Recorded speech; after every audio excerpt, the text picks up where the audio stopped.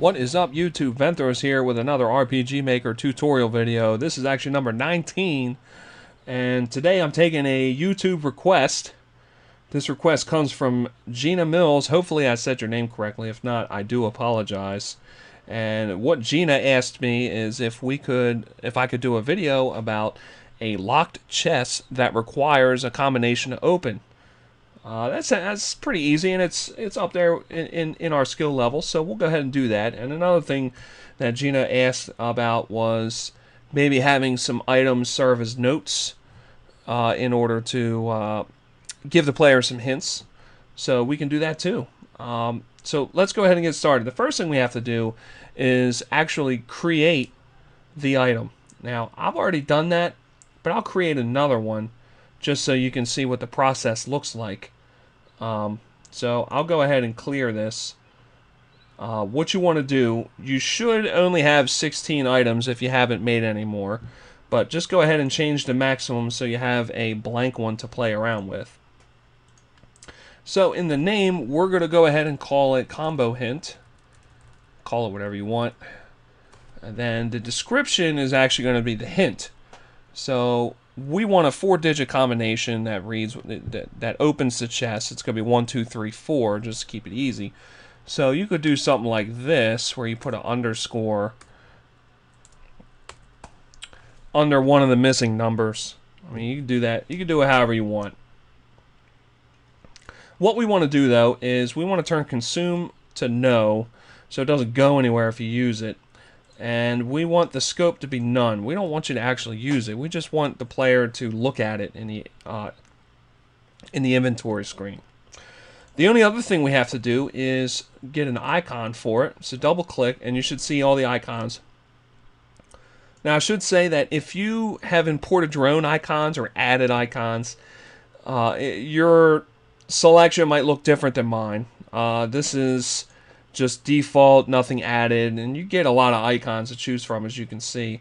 What we're looking for is a note, and here are a couple different ones, and we're going to use this one here. And I'm going to ask that you just pay attention to this number, 236.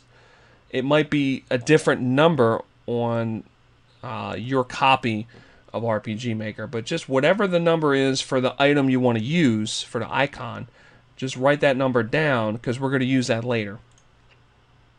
So hit OK and the item is done. So go ahead and hit OK there.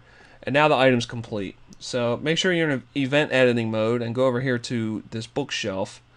And if you don't have a map that looks like this, get one, make one that kind of looks like this or something that you can work with. So we're going to hide the note that contains the hint here in this bookshelf. So let's go ahead and open it up. We're not going to have a graphic, but just make sure that the priority is same as characters. And this event is actually fairly simple. We're just going to have a couple text commands and a change item command. So let's do a show text, and we can put something like there's a note here. And then we're going to play a sound effect. I'm going to use chime 2. But you go ahead and use whichever sound effect that you would normally use when a player gets an item, because the player is going to receive an item. So that's what I like there. And now we're going to change items. So go ahead and do a change items command. And select your combo hint item. Increase by a constant of 1. That's perfect. And now we are going to show another text command. And what we're going to do first, and I haven't done this yet in any of my videos, but go ahead and hover over here and you'll see the 6th line down, you'll see a backslash capital I with some brackets, and it draws the nth icon. So that's where the 236 number is going to come into play, or whatever number your icon is. So now it's actually going to show a picture of the item in the message. I think that looks pretty neat. So I do 3 spaces. And then just write, you got a combo hint. Oh, alright, let me do Let me open that back up so you can preview it. So there's the icon there. I think that looks, it's a little more polished than just having text. And then we're going to turn the self switch A on to kill this event. So new event page, condition when self switch A is on, and that's done. Now let's create the chest. One thing to keep in mind with this chest, or any chest, since we're doing something special with this chest, I'm going to create this one from scratch. You don't have to. You can right click, do a quick event creation of a chest, and then just kind of alter the event to add the things that we're doing. But for now, I just want to show you how to build it from scratch, just so you know how to do it and get comfortable with it. So let's pick a graphic. So go down here to chests, and we're going to use this metallic chest. I think that's fine. And let's get started on this. Now, the first thing we want to do is a text event. And the text event can say something like, this chest is locked. Of course, I can't type today. And requires a combination to open it. So there you go. And the next thing we're going to do is we're going to use a number input command. We've not used this command in any of our tutorial videos to date. So I'll just show you how to use it real quick. It's pretty easy. Click on input number, and when you use the input number command, the number that the player is in the process of inputting is being stored into a variable. So what we want to do is actually create a variable called combination. As you can see, I've already done that. So just use your first open blank variable and do that. Call it combination. And we're going to have a 4-digit combination. Now you can have up to 8 digits, which would be an incredibly challenging combination. And now we're going to use a conditional branch. Now we need to check if the number that the player used is the same as the combination. So that's pretty simple. We're going to use a conditional branch. And we're going to check if the variable combination is equal to 1, 2, 3, 4. It's pretty easy. And sometimes they tell you to uncheck this or leave it. This time we're going to leave it.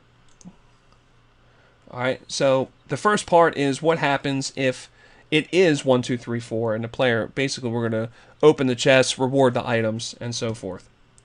Now, what we're going to do first is we're going to play the chest sound effect. Now, all this stuff, well, most of the stuff that I'm showing you is handled by the, if you use the quick event creation for a chest, the program does all this for you already. So we're going to animate the chest. So let's go ahead and set the move route. I forgot to do one thing. We want to do, of course. So for the chest here, we don't want the walking animation. We want direction fixed to be checked, so that nothing can change the direction of the chest. You'd be surprised what kind of bugs could occur to mess up your chest. So the reason why that's important, now that we want to animate the chest, we want to turn direction fix off. And it's going to be similar to the door that we animated in the last tutorial video. We're going to turn left, use a wait command for 3 frames, right? And then we're going to turn right, and then, oh, that's it for the chest. Turn left and turn right. Normally with a door you would do a turn up too. You can do that with the chests, but when you use the quick event creation, it will stop at the turn right. So that's what we'll do too.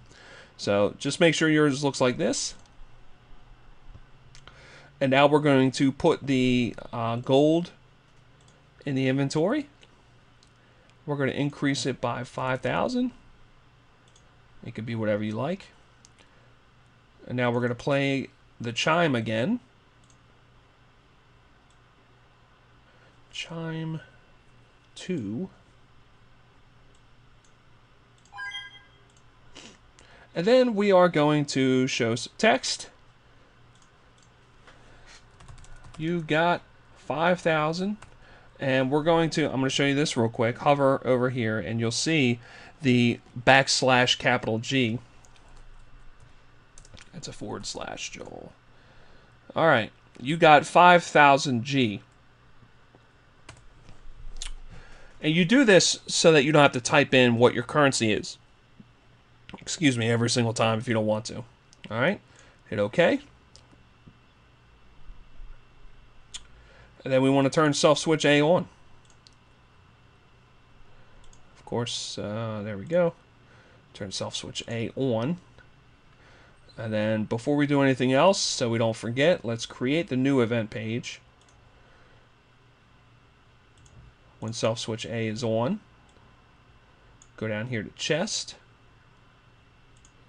And then we're going to use this one, the third down, since we only did turn left, turn right, and then this is turn up. So that's where we stopped. And that's good. So let's go back to page 1.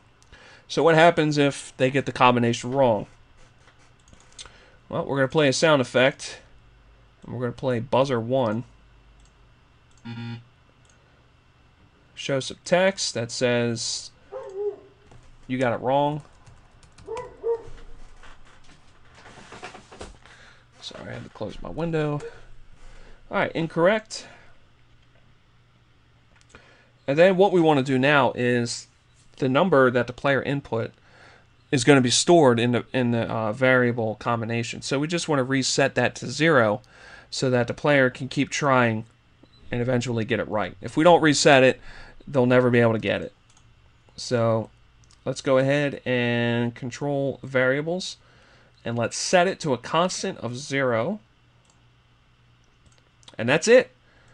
Sorry, I didn't mean to close that so quickly. So that's it for this. Pretty self-explanatory. Pretty easy to do. Self-explanatory might not be the right answer there. So you might be asking about this item that's in the inventory. I think a good thing to do is once you are successful in opening the chest, why don't we put a command in there to actually get rid of the item so it doesn't clutter up your inventory. So you can do that. You know, and it's easy. It's good to keep in mind how to edit these or change things around so that it's easy, you know, if you forget something.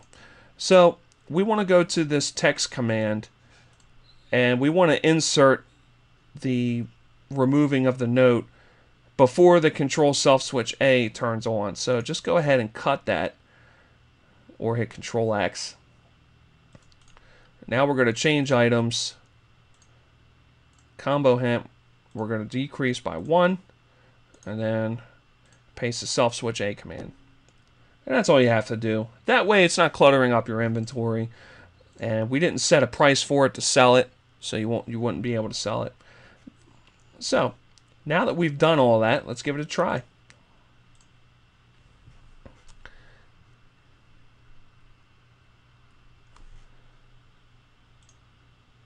And that has never happened. There we go.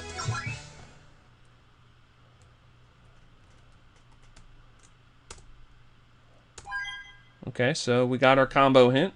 You can see the little note there. I think it looks pretty cool. And then let's show you. So you open up your items, hover over the combo hint here, and you can see the actual description of the hint is here. So let's put in an incorrect combination. So we get the incorrect, and then let's put the correct combination in. And there we go. Now the chest doesn't do anything, and then we can check our items, and we see that the hint is not there. So I'm happy with that. That is the end of this tutorial. It's pretty easy. So that's how you can do it. Now, you can change and modify this any way you want. You can make the number of digits more or less. You can scatter a couple different hints. Just keep track of them so that when you finally open the chest that the hints apply to, you can discard them.